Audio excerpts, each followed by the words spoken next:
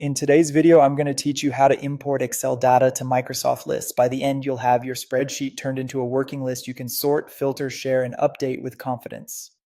First, prepare your Excel data. Open your workbook and give it a quick cleanup so it's ready for import. Remove any purely decorative rows, totals at the bottom, or merge cells.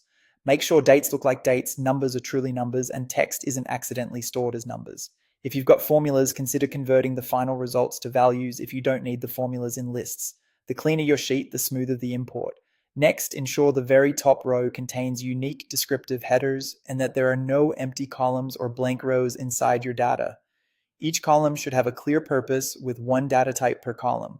For example, keep phone numbers together, avoid mixing notes and statuses in the same column, and don't repeat the same header name twice.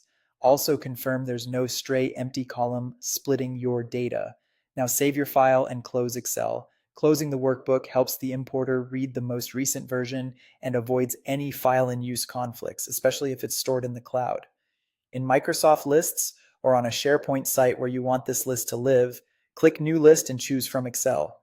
If you see both personal and site options, pick the location that matches where your team will use the list. Upload your Excel file. If the sheet contains one or more formatted tables, you'll be prompted to select which table to import. If you haven't formatted as a table, the importer will try to detect your range using the header row. Selecting an actual table from Excel generally gives the most reliable results, so if you import often, consider using the Format as Table option in Excel ahead of time.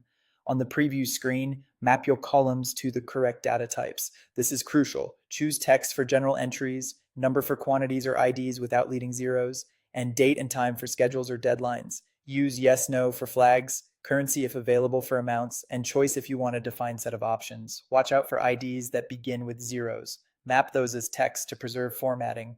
If a column isn't needed, you can exclude it here. Finally, name your list, optionally add a description, confirm the location, and click Create. Give it a moment to import. When it finishes, scan a few rows to confirm types look right. If anything's off, you can adjust column types in the list settings or fix the Excel file and re-import. And that's it. Your Excel data is now a functional Microsoft list.